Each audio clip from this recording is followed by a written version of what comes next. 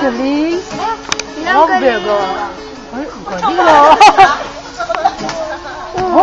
Alright, so thank you, good Jesse Boy, for showing us.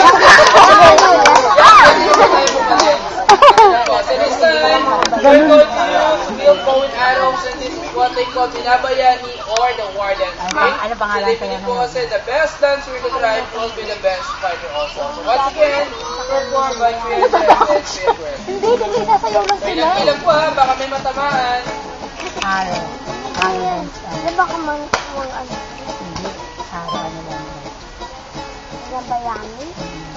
Ano yung pangalawa? Alina? Kaya, mga student ka na. Oo, mga student ka.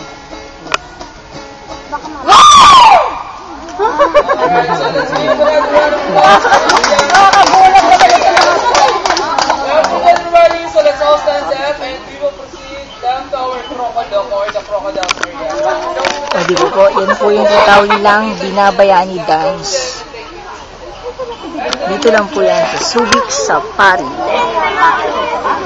Ayun nga po, susunod po namin pupuntahan na ang Croco Loco. So, siguro, nagtatanong kayo kung ano yun. Pero may idea na kayo na crocodile yung pupuntahan natin, di ba, Jo? Opo. So, antayin niyo po kami dyan. Gawin na po.